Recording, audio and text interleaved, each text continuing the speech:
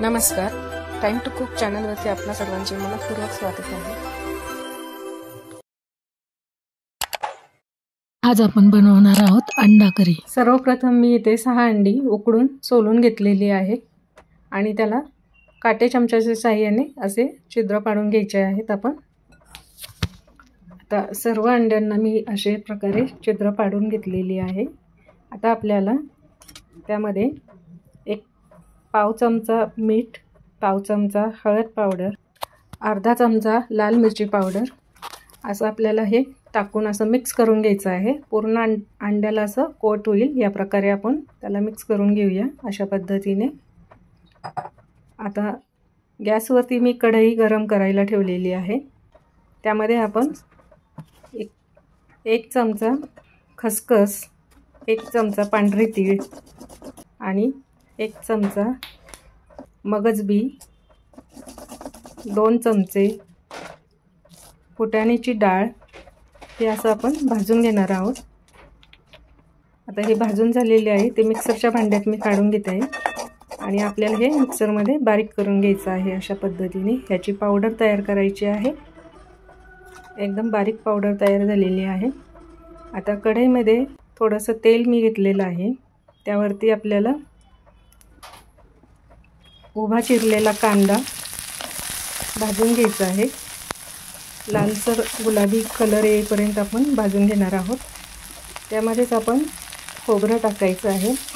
मी बारीक स्लाइस करून घेतले आहेत खोबऱ्याच्या आणि आल्याच्या देखील बारीक स्लाइस करून घेतले आहे। साधारण 1 इंच आलं आहे आणि हे टोमॅटोच्या बारीक फोडी करून घेतलेलं आहे। 1 टोमॅटो आहे। आता हे आपण सर्व भाजून घ्यायचं आहे। आता हे भाजून घेतलेलं आहे मी हे मिक्सरच्या भांड्यामध्ये वाटून घेणार आहे। जे आपण पावडर केली ती आधी बाजूला काढून ठेवूया आपण एका वाटीमध्ये आणि त्याच भांड्यामध्ये त्याच मिक्सर जारमध्ये मी हे कांदा लसूण अद्रकची पेस्ट करून घेते।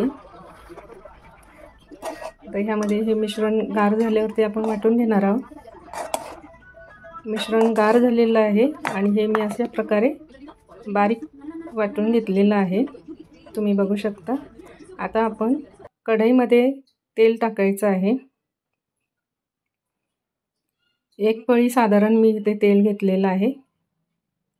आता त्यामध्ये जिरे फोडणीकरता जिरे घातलेले आहे आणि आपल्याला एक चमचा मी हा आपला घरगुती जो मसाला आहे तो वापरलेला आहे। 1 चमचा लाल मिरची पावडर आणि इथे कलरसाठी काश्मीरी लाल मिरची पावडर अशी अर्धा चमचा घेतलेली आहे।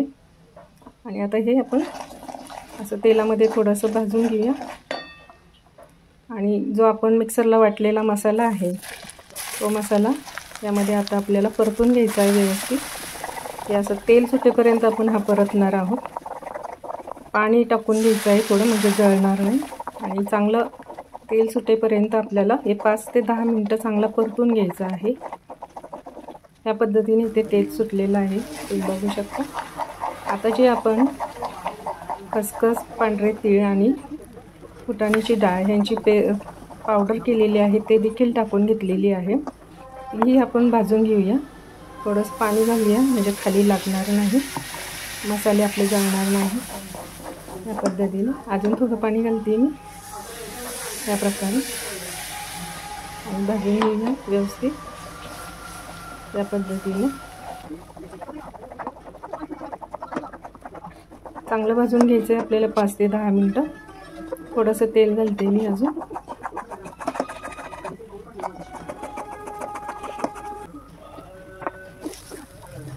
थोडं तेल घालून घेतले आणि आता हे चांगलं मिक्स करून घेऊया। मसाला आपला चांगला भाजला की भाजी चांगली होते, त्यासाठी मसाला 5 ते 10 मिनिटं कमीत कमी भाजायला हवा। तर आता इथे छान हे सगळे मसाले छान भाजून घेतलेले आहे मी। या प्रकारे चांगला परतून घ्यायचा आहे आपल्याला।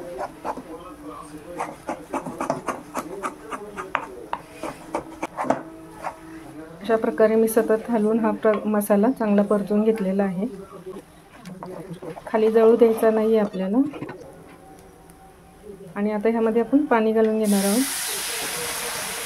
तुम्हाला जेवढा रस्सा करायचा आहे, जेवढी ग्रेव्ही हवी आहे त्या प्रमाणात तुम्ही पाणी घालायचं आहे.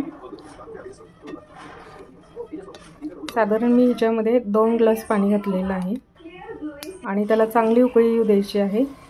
उकळी आल्याच्या नंतर आपण जे अंडी ठेवलेली आहेत मसाला लावून, ते ह्यामध्ये अंडी सोडून घ्यायची आहे ह्या पद्धतीने. आणि अंडी सोडल्याच्या नंतरही आपण एक उकळी येऊ द्यायची आहे त्याला.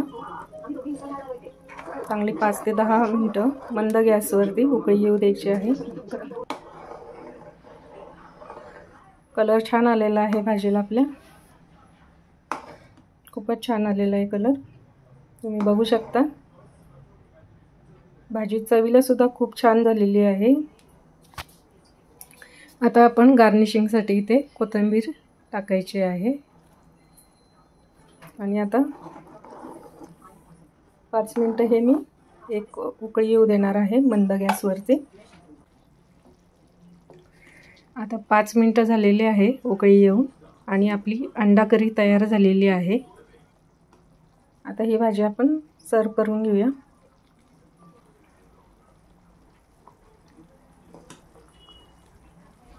जर तुम्हाला माझी ही रेसिपी आवडली असेल तर कमेंट्स करायला विसरू नका.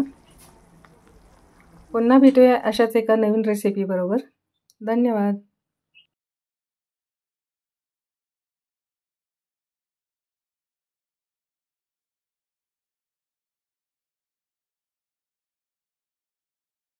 माझ्या चॅनलला सबस्क्राईब करायला विसरू नका. शेजारील बेल आयकॉनवर देखील क्लिक करा, म्हणजे तुम्हाला नवीन रेसिपीचे नोटिफिकेशन मिळत राहतील.